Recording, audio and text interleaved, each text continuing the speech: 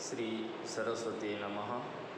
વિદ્યાર્થી મિત્રો, છેલ્લા વિડીયોની અંદર આપણે જે નવા શબ્દો કે જે ખૂબ જરૂરી હતા અને તે પાકા કરવા, તે લખવા, એ પણ અગત્યની વસ્તુ હતી, તો એ જોયા.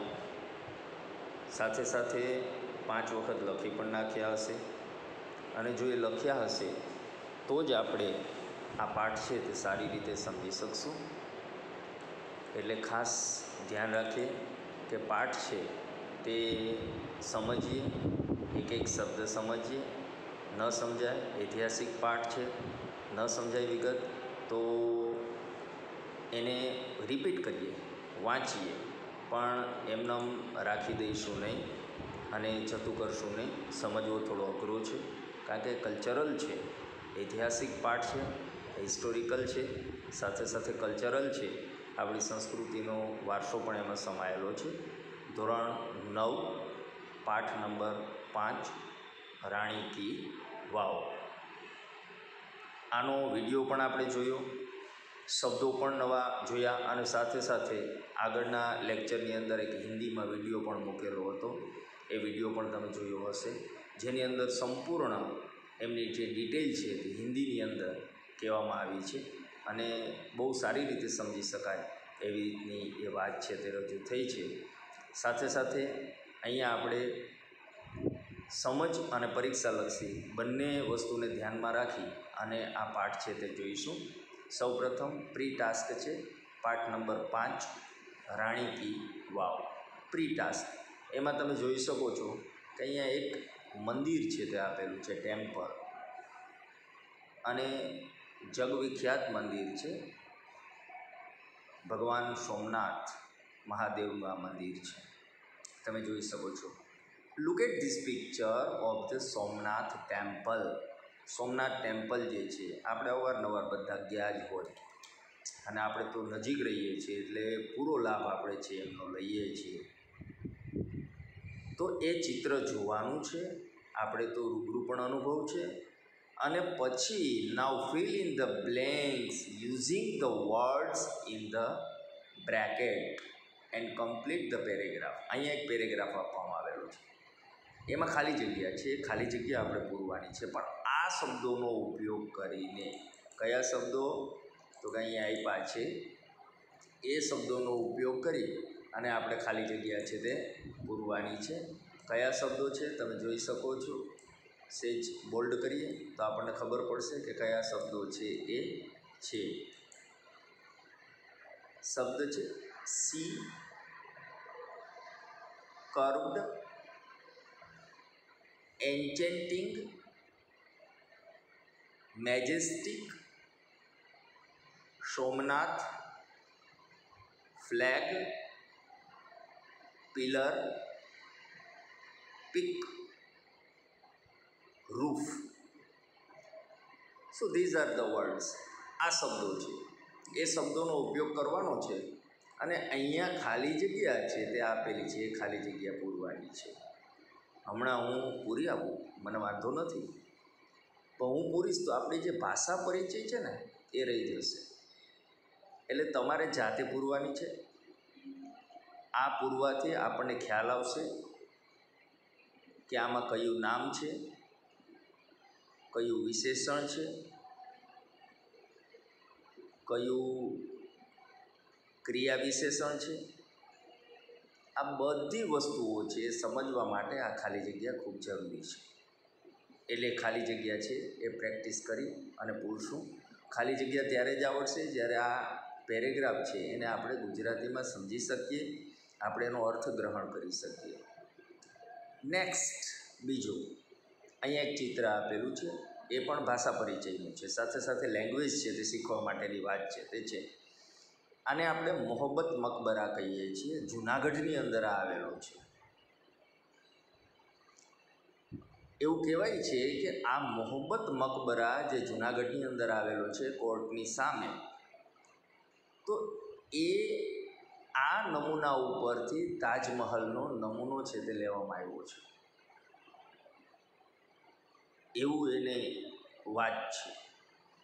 અહીંયા એને જો આપણે જાણતા હોઈએ, ઓળખતા હોઈએ, ત્યારે મુલાકાત લીધી હોય, તો અહીંયા એના વાક્ય છે તે આપેલા છે.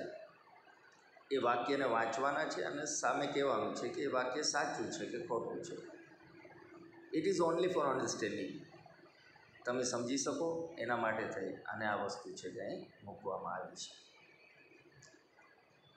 Okay, now we are going to read the lesson. હવે આપણે પાઠ છે તે વાંચી અને સમજવા બાજુ જઈએ છીએ, એ તરફ જઈએ છીએ. એને સમજશું તો જ આપણને ખ્યાલ આવશે કે પાઠ છે એ કઈ રીતે એનું ટ્રાન્સલેશન અને પાઠ છે એ શું કહેવા માગે છે એ સમજાશે. સૌપ્રથમ શબ્દો ખડા અઘરા હોય તો એને આપણે બરાબર જોઈએ અને વિચારીએ, પછી જ આપણે એને સમજીએ.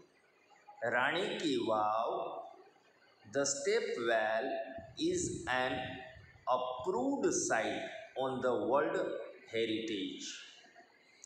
It was declared by the UNESCO at the World Heritage Committee. UNESCO has recognized this masterpiece as an exceptional example of water management system. It is a wonderful sample of technology development for utilizing groundwater resources in a single structure. It is also a unique illustration of breaking large spaces into a small volumes with artistic presentation. Rani Ki Vav was a great appeal to every observer.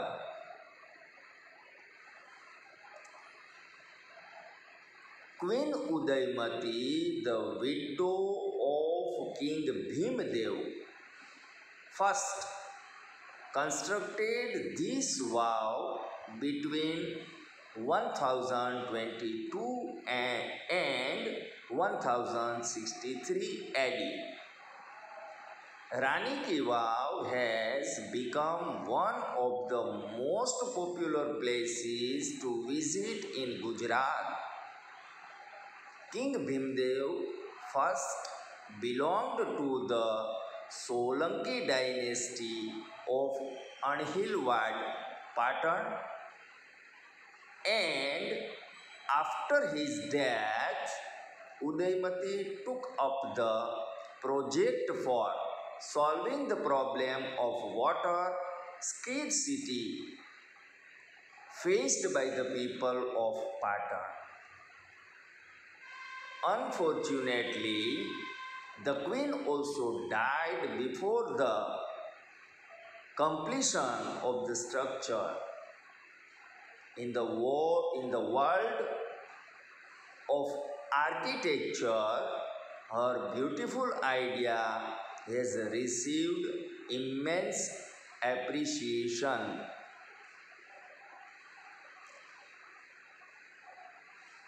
Queen's Stepwell or Rani Ki Vav is a 7-storied structure.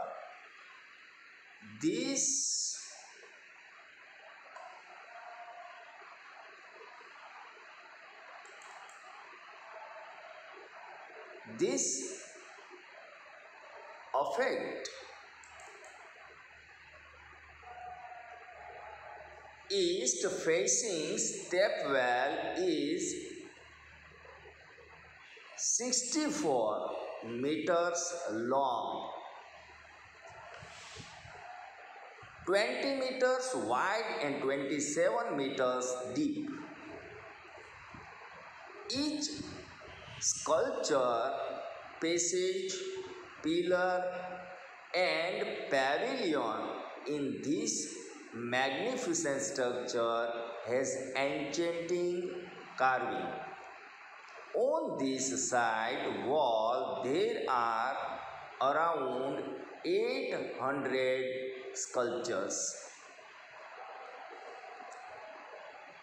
There are nearly 400 big sculptures of different gods and goddesses in the wow at present.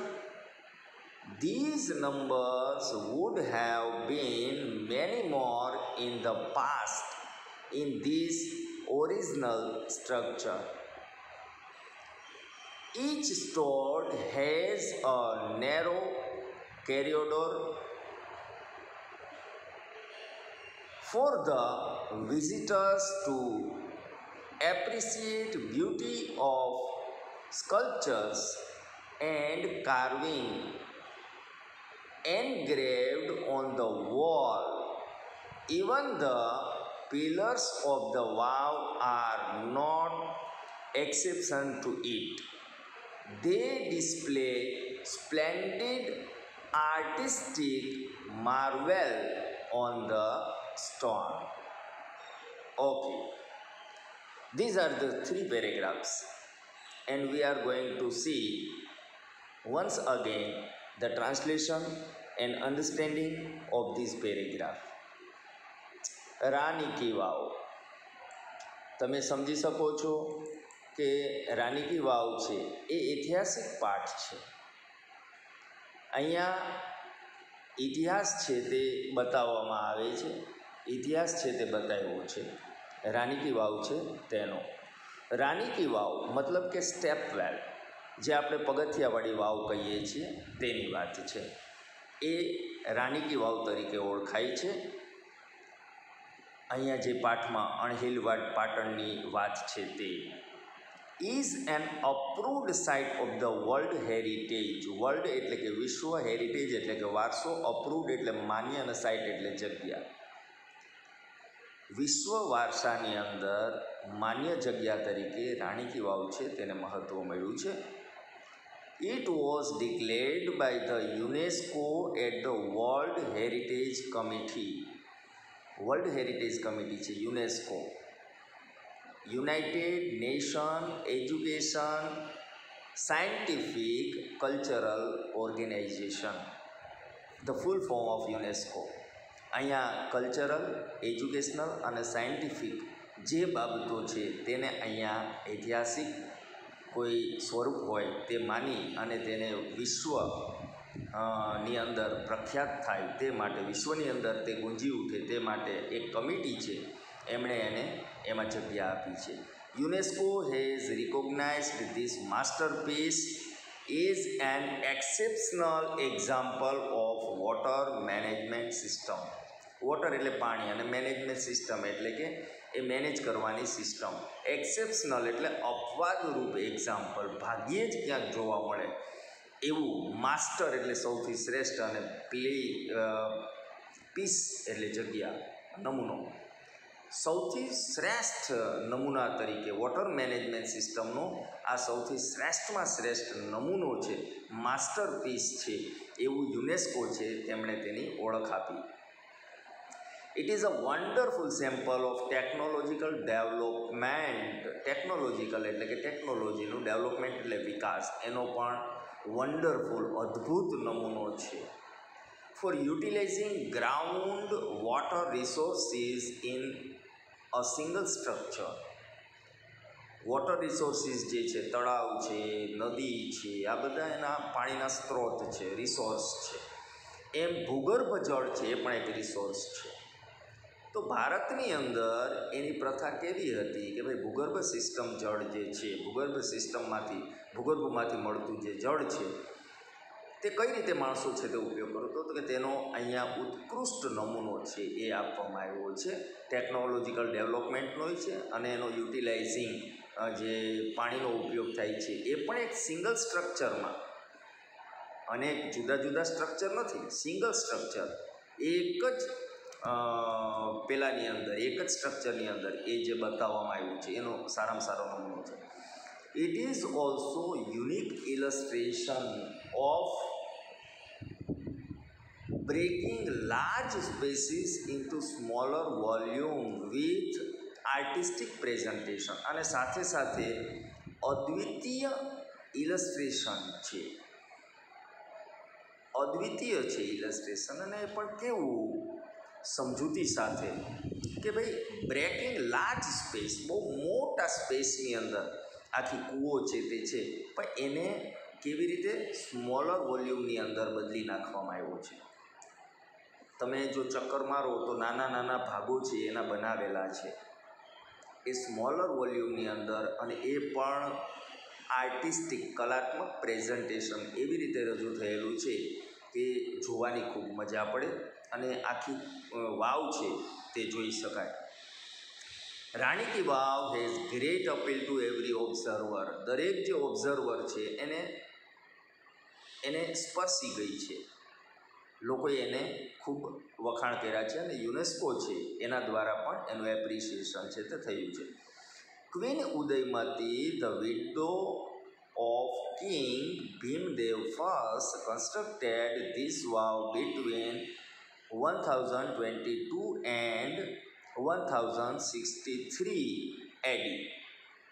1022થી 1063 સુધીની અંદર Bhimdev first જે હતા તેમની પત્ની, વિધવા પત્ની ઉદયમતી છે, તેમણે આ કૂવો છે તેનું કન્સ્ટ્રક્શન કર્યું છે. કન્સ્ટ્રક્શન એટલે કે રચના કરવી, બનાવવો, એ એમણે કરેલું. Rani ki Vav has become one of the most popular place to visit Gujarat. Rani ki Vav છે તે મોસ્ટ એટલે કે સૌથી શ્રેષ્ઠ, પોપ્યુલર એટલે કે પ્રખ્યાત, લોકો જે વિઝિટમાં આવે છે, જે પ્રવાસીઓ આવે છે તે રાણી કી વાવ છે ગુજરાતમાં આવે તો જોયા વગર રહેતા નથી, એ જોવા જાય જ છે એવું પ્રખ્યાત સ્થળ છે તે બની ગયું છે ગુજરાતમાં. King Bhimdev first belonged to the Solanki dynasty of Anhilwad Patan. Anhilwad Patan જે છે તેનું સોલંકી રાજવંશ, સોલંકી ડાયનેસ્ટી જે છે તેમાંના હતા, તે વંશના તે હતા ઉત્તરાધિકારી. આફ્ટર હિઝ ડેથ, તેમના મૃત્યુ પછી, Udayamati took up the project for solving the problem of water scarcity faced by the people of Patan. પાટણના જે લોકો હતા તે પાણીની સમસ્યા છે તેનો સામનો છે તે કરી રહ્યા હતા, અને તે વખતના રાજા, અને એમાંય સોલંકી વંશ કે જે લોકો માટે છે કામ કરતા, તો એમણે એ પ્રોજેક્ટ હાથ ધર્યો હતો, પણ અકાળે એમનું અવસાન છે તે થયું ભીમદેવ ફર્સ્ટનું.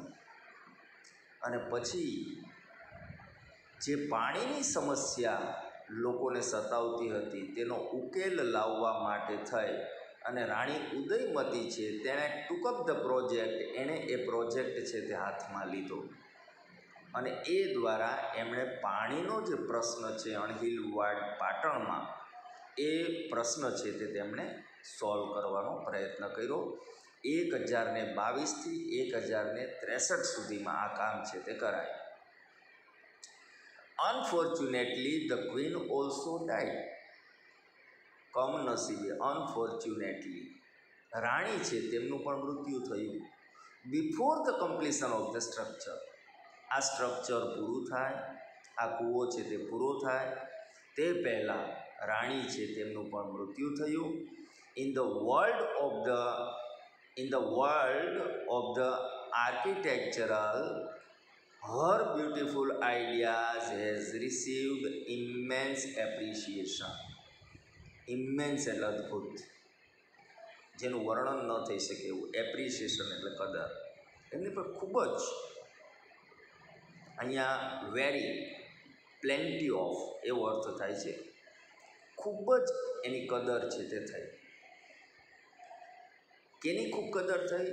તો કે એમના આર્કિટેક્ચરલ જે આઈડિયા હતા, એમનું આર્કિટેક્ચરલ જે સૌંદર્ય હતું, અને તેમના માટે તેમણે જે આઈડિયા વાપર્યા, એમની આખા વિશ્વની અંદર જબરજસ્ત કદર છે તે થઈ.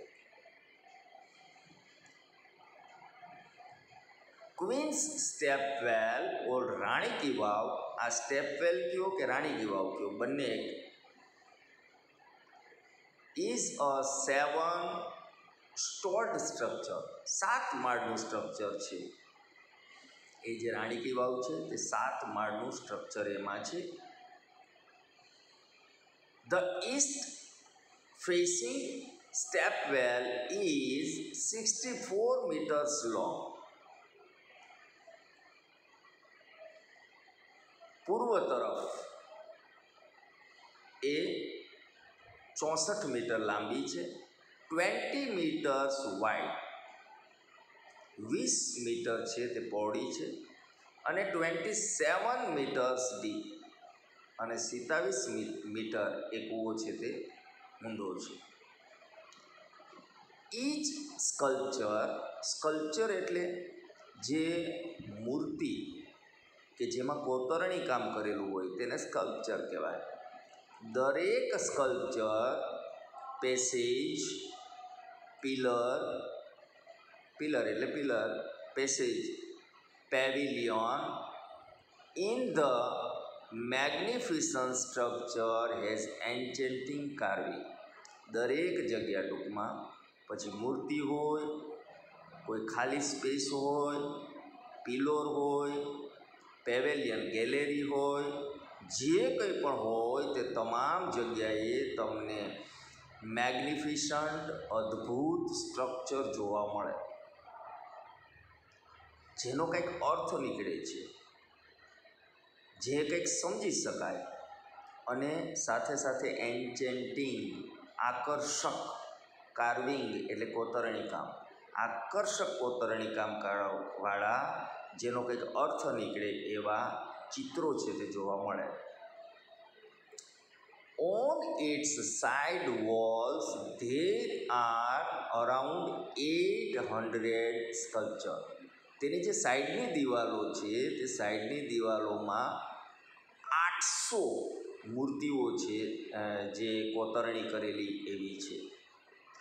There are nearly 400 big sculptures of different god and goddesses in the wow at present. અને 400 મૂર્તિઓ જે સ્કલ્પચર એ દેવી અને દેવતાઓના 400 અલગ અલગ હાલના સમયની અંદર વાવની અંદર ચિત્રો છે, કોતરણી કરેલી મૂર્તિઓ છે. These numbers would have been many more in the past. ભૂતકાળમાં આ ખૂબ વધારે સંખ્યા હતી. અત્યારે તો 400 જ છે ગોડ અને ગોડેસીસ, તો ભૂતકાળમાં એ ઘણા હતા. પાસ્ટ ઇટ્સ ઓરિજિનલ સ્ટ્રક્ચર, તેના ઓરિજિનલ સ્ટ્રક્ચરની અંદર ઈચ સ્ટોર હેડ અ નેરો કેરિયોડોર એટલે પરસાળ, લોબી, આપણે ચાલી શકીએ, ચિત્રો જોઈ શકીએ, એની આગળ જે ગેલેરી હોય તે ગેલેરી. નેરો એટલે સાંકડી કેરિયોડોર છે. For the visitors to appreciate beauty of the sculpture. આ જે સ્કલ્પચર છે તેમાં જે સૌંદર્ય કંડારાયેલું છે તેની કદર કરી શકે, તે જોઈ શકે, તેને માણી શકે, તેને નિહાળી શકે, તેના માટે ત્યાં આગળ કેરિયોડોર છે તે આપેલી છે. કાર્વિંગ્સ એ જે કોતરેલું કાર્વિંગ છે તે engraved on the wall, engraved એટલે કોતરણી કરેલું છે તે on the wall. Even the pillars of the vav are not exception. છોડી દેવું એક્સેપ્શન. જે પિલર છે કે જે થાંભલા છે કૂવાની અંદર ઉપરના માળને ટેકો આપવા માટેના મૂકેલા છે, તે થાંભલી જે છે એમાં પણ કોતરણી કરેલા ચિત્રો છે તે છે, એમાં પણ સ્કલ્પચર છે.